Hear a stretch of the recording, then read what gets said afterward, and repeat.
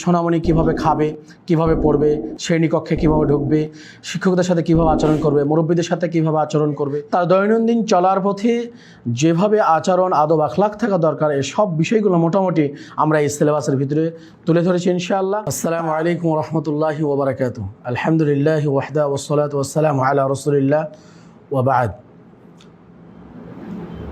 সোনামণি কেন্দ্রীয় সাংস্কৃতিক প্রতিযোগিতা 2026 আহলে হাদিস আন্দোলন বাংলাদেশের অঙ্গ সংগঠন সোনামণি একটি আদর্শ জাতীয় শিশু কিশোর সংগঠন। প্রিয় অভিভাবকবৃন্দু, আপনাদের উদ্দেশ্যে আজকে এই ভিডিওটি। আপনারা যে আমার হাতে যে বইটি দেখছেন, এটি হচ্ছে সোনামণি কেন্দ্রীয় সাংস্কৃতিক প্রতিযোগিতা 2026, যেটা আমাদের অনুষ্ঠিত হতে যাচ্ছে বা হবে ইনশাআল্লাহ।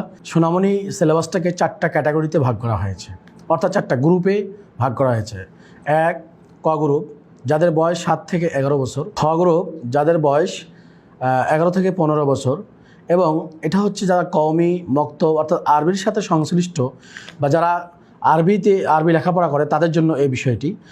আর আমরা জেনারেলের জন্য আরও 2টি গ্রুপ রেখেছি, ঠিক ক এবং খ এর মতো। তাদেরকে দিয়েছি আমরা গ, অর্থাৎ যেটা ক যেমন ঠিক গটা হচ্ছে 7 থেকে 11 বছর এবং ঘ হচ্ছে 11 থেকে 15 বছর। তো প্রিয় অভিভাবকবৃন্দ, আপনাদের সামনে যে আমি যে সিলেবাসটি দিয়েছি সেটা দেখতে পাচ্ছেন ক। আমি আজকে কথা বলবো এই ক গ্রুপ নিয়ে। ক গ্রুপে আমাদের যেটা নেওয়া হয়েছে সেটি হলো যে 5টা অধ্যায় দেওয়া হয়েছে। এখানে 5টি অধ্যায়ের ভিতরে প্রথম অধ্যায়টি দেওয়া হয়েছে আপনার হিফজুল কোরআন। এখানে আপনার ছোট্ট সোনামণিটা তাদের সুপ্ত মেধাকে প্রকাশের অন্যতম একটি গুরুত্বপূর্ণ মাধ্যম হচ্ছে এই সিলেবাসটি। যেই সিলেবাসে আপনার কোরআন হিফজু করতে পারবে বেশ কিছু সূরা, যেমন সূরাতুল ফাতিহা, সূরাতুল ফালাক, সূরাতুল নাস, এই সূরাগুলো তারা মুখস্থ করতে পারবে। এরপরে দ্বিতীয় অধ্যায় রয়েছে আমাদের হিফজুল হাদিস, অর্থাৎ হিফজুল হাদিসটি হচ্ছে এখানে 20টি হাদিস রয়েছে, অত্যন্ত সংক্ষিপ্ত হাদিসগুলো, যেটা অত্যন্ত জরুরি দৈনন্দিন জীবনে এই ছোট্ট সোনামণি তারা এখানে শিখতে পারবে। এরপর আমাদের রয়েছে তৃতীয় অধ্যায় ঈমান। একজন মানুষ বেসিক্যালি যে প্রাথমিক যে শিক্ষাটা নেবে ঈমান সম্পর্কে, সেই ঈমানের পরিচয়, ঈমানের রুকুন সম্পর্কে সে বিস্তারিতভাবে মোটামুটি জানতে পারবে। তার জন্য যতটুকু প্রয়োজন ততটুকু সে জানতে পারবে। এরপরে চতুর্থ অধ্যায় রয়েছে আমাদের জন্য ইসলামের আহকামুল হুকুম, আরকানুর রুকুন যেগুলো রয়েছে, এই বিষয়গুলো তারা জানতে পারবে। এরপর আমাদের পঞ্চম অধ্যায় রয়েছে আখলাক। এটা সবচেয়ে গুরুত্বপূর্ণ বর্তমান সময়ে আমাদের জন্য একটা সমসাময়িক একটি বিষয়। এবং ইসলাম যে আখলাক, আমাদের কিভাবে চলতে হবে, কিভাবে আচরণ করতে হবে। যদি ধরেন আপনি এইভাবে যে একজন সোনামণি কিভাবে খাবে, কিভাবে পড়বে, শ্রেণীকক্ষে কিভাবে ঢুকবে, শিক্ষকদের সাথে কিভাবে আচরণ করবে, মুরব্বীদের সাথে কিভাবে আচরণ করবে, এই সব মিলিয়ে তার দৈনন্দিন চলার পথে যেভাবে আচরণ আদব আখলাক থাকা দরকার, এই সব বিষয়গুলো মোটামুটি আমরা এই সিলেবাসের ভিতরে তুলে ধরেছি ইনশাআল্লাহ। তাই আজই আমি মনে করি যে আপনার এই সোনামণি সুপ্ত মেধাকে বিকাশের বা প্রকাশের অন্যতম একটি মাধ্যম বা আয়োজন আমি মনে করি এই সোনামণি। আমি আগ্রহের সাথে বলবো যে আপনি গ্রহণ করবেন, এই প্রত্যাশা আপনাদের প্রতি।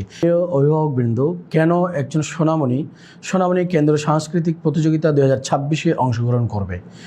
যদি এই প্রশ্নের উত্তরে জবাবে আমি বলি, তাহলে অবশ্যই একজন সোনামণি তার সুপ্ত মেধা প্রকাশের অন্যতম একটি মাধ্যম হচ্ছে এই প্রতিযোগিতা। সাথে সাথে একজন সোনামণির আত্মবিশ্বাস তার বেড়ে ওঠে বা বৃদ্ধি পায়।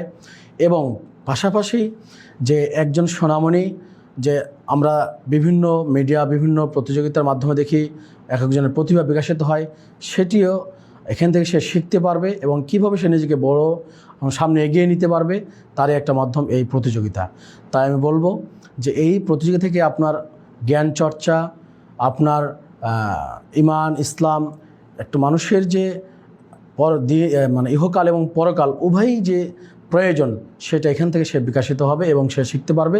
তাই আমি বলবো যে প্রতিযোগিতা অত্যন্ত একটা গুরুত্বপূর্ণ একটা আয়োজন। এই আয়োজনে প্রত্যেক সোনামণিকে অংশগ্রহণ করা প্রয়োজন, এটা বলে আমি মনে করি।